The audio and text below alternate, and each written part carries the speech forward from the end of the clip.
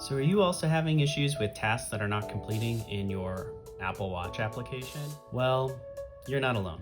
My name is Ricky and welcome to the Dev Method.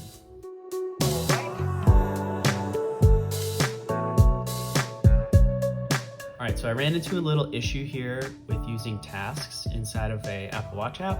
When I load a screen, I want to be able to then run a task, something that's asynchronous and that's gonna load some data.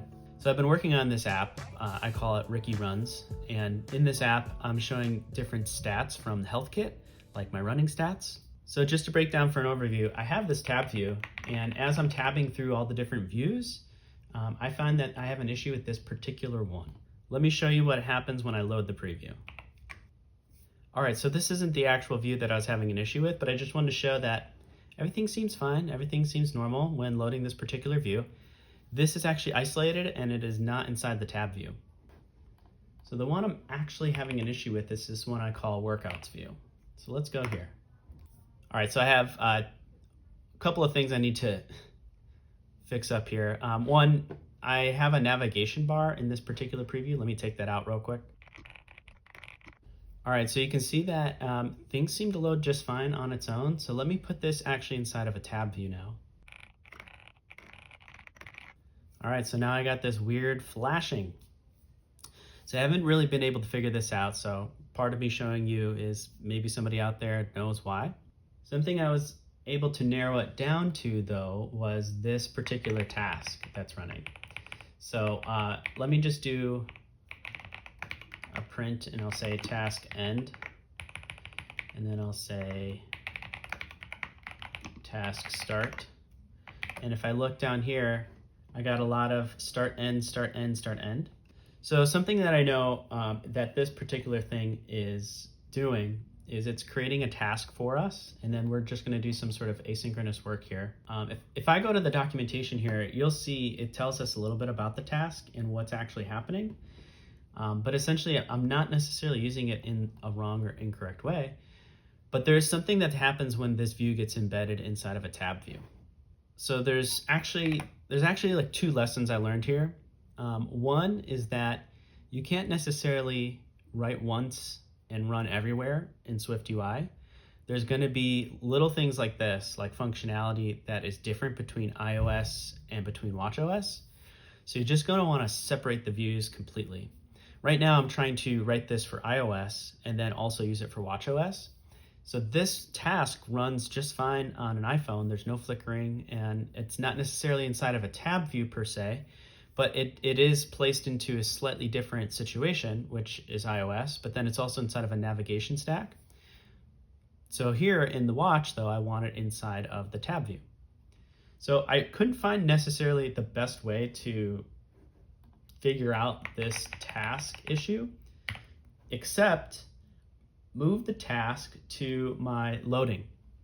So this is not necessarily something that you have to do in your app, but I have a loading progress spinner that's happening. So on the initial view or the pending, I know we're always going to be fetching this new data asynchronously. And with iOS, I wanted it placed not only in the center of the screen, but then I wanted some UI in the background. So that's what that frame does.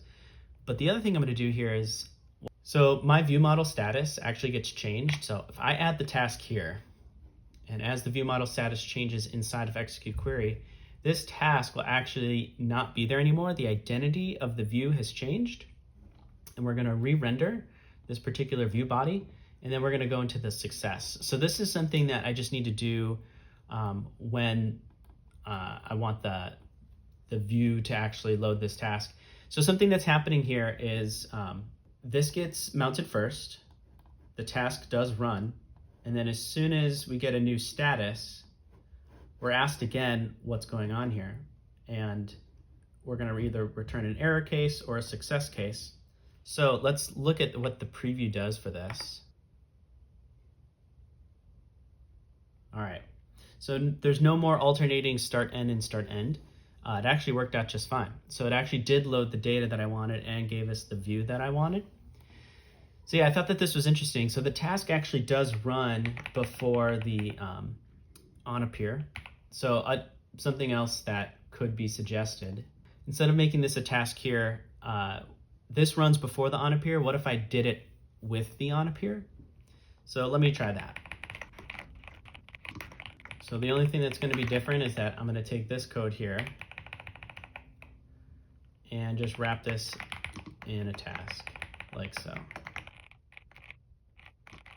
And I'll take this and take it out like so.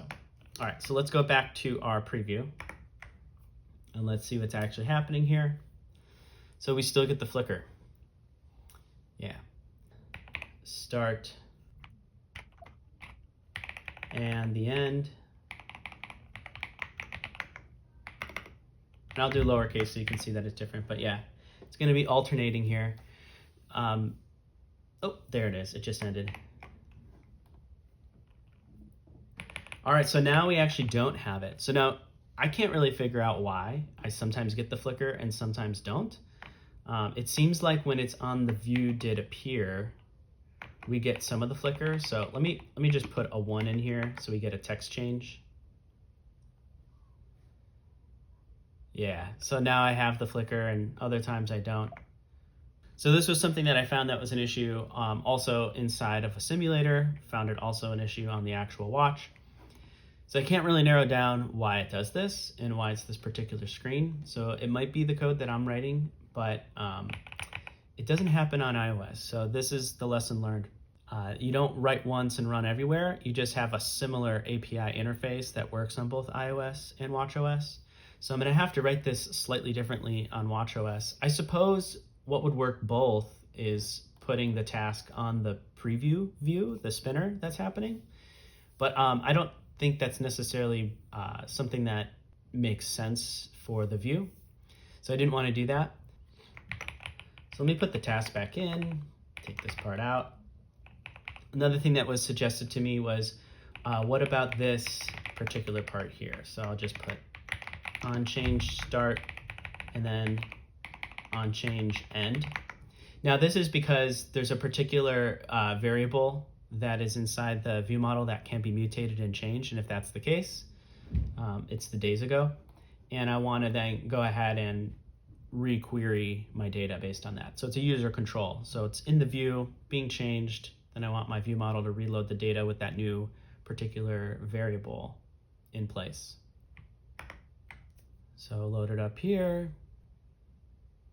All right.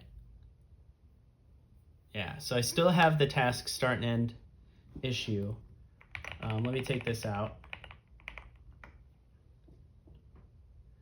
So you only get the just the loading state because the status has never changed in the view model. So yeah, then here's the task. Not running on the on change because there's no control to change it. So in the end, I didn't really have a direct fix. I just need to know that I can't necessarily write the same logic that I would for an iOS app with a watchOS app. So if you run into this issue too, let me know in the comments below. If you like seeing things like this that are more like troubleshooting and real world scenario stuff, go ahead and give this a thumbs up so I can know for making future content. And if you want to see more videos about my app that I'm making, which is called Ricky Runs, you can go ahead and subscribe as well, and you'll be seeing some updates as I learn new things. I'm going to share them with you guys. All right, have a good one.